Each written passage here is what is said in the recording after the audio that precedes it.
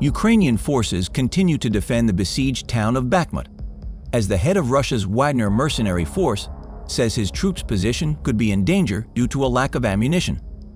The battle for Bakhmut, which is still under Ukrainian control, has been raging for 7 months, with thousands of people killed and hundreds of buildings collapsed or charred. Intense street fighting continued in and around the eastern Ukrainian city, with Kyiv and Moscow fighting with mounting casualties and shortages of ammunition. From 24 February 2022 to 5 March 2023, the Ukrainian Defense Forces eliminated an estimated 154,830 Russian soldiers, including 1,060 over the last few days.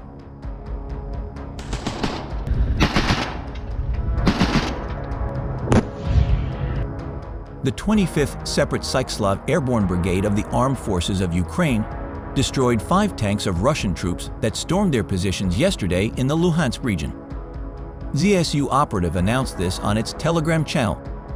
Meanwhile, in a completely destroyed private building on the outskirts of Bakhmut, Defense Force fighters in close combat fend off an attack by mercenaries from the private Russian military company Wagner on their stronghold, destroying several of them. After that, Wagner's retreating troops came under mortar fire from the border guards, during which at least dozens of Russian invaders were destroyed. The operator of the Ukrainian National Guard unmanned aerial vehicle adjusted the mortar fire. The press center of the State Border Service of Ukraine announced this in its media sources.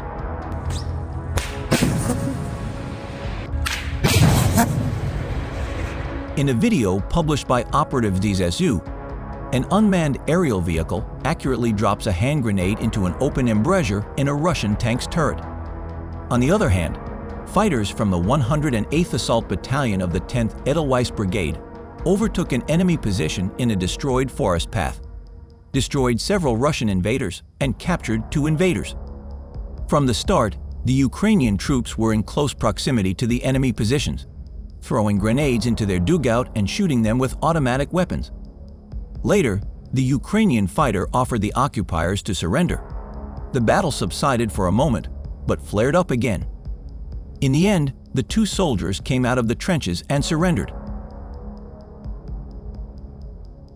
Missile and artillery and aviation units of the Armed Forces of Ukraine hit the concentration points of military personnel and equipment, command and observation posts and ammunition depots of the Russian occupiers in the Kherson direction. As a result, the destruction of the T-72 tank and 12 attackers was confirmed. This was reported by the Southern Operational Command in a March 6 report published on the official page of the social network Facebook. In turn, the invaders shelled 9 settlements on the right bank of the Dnieper. In addition, there were 3 explosions of civilians on mines left by the interventionists. In total, due to the actions of the enemy, 1 local resident was killed, 5 were injured, 1 tractor was destroyed, and 5 buildings were damaged.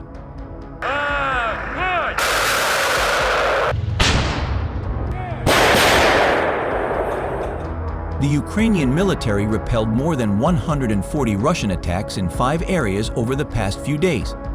The General Staff of the Ukrainian Armed Forces reported in its morning briefing on March 7. According to the update, Russian forces are concentrating their efforts on carrying out attacks on Kupiansk in Kharkiv Oblast and Lyman, Bakhmut, Avdiivka, and Shakhtarsk in Donetsk Oblast. Over the past 24 hours, Russia carried out 50 airstrikes and 5 missile strikes and fired 11 drones across Ukraine, 9 of which were shot down. Threats of further missile attacks by Russia are very likely across the territory of Ukraine, the General Staff wrote.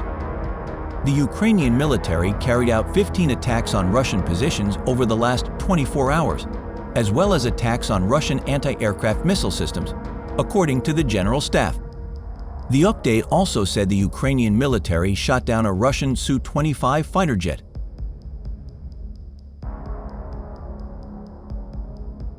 The Institute for the Study of War, ISDU, emphasized that reports from some Western media have recently indicated that Ukraine is spending elite troops and scarce equipment, especially against PMC Wagner, which is cannon fodder.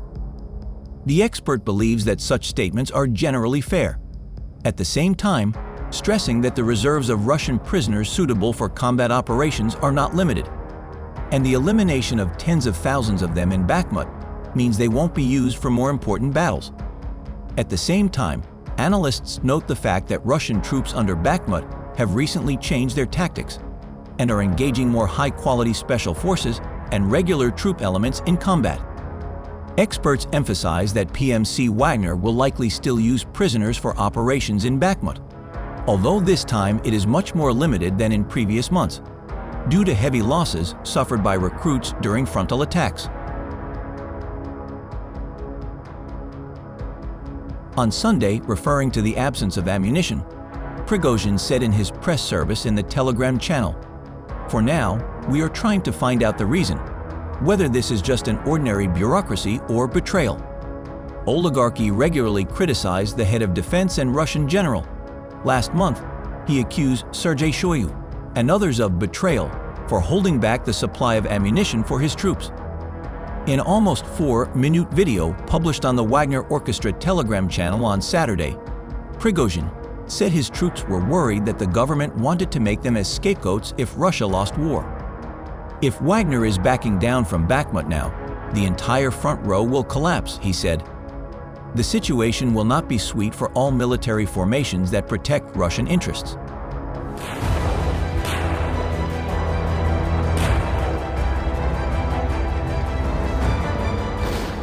Analysts believe that the degradation or serious destruction of the elite Wagner elite combat forces will have positive consequences outside the battlefield.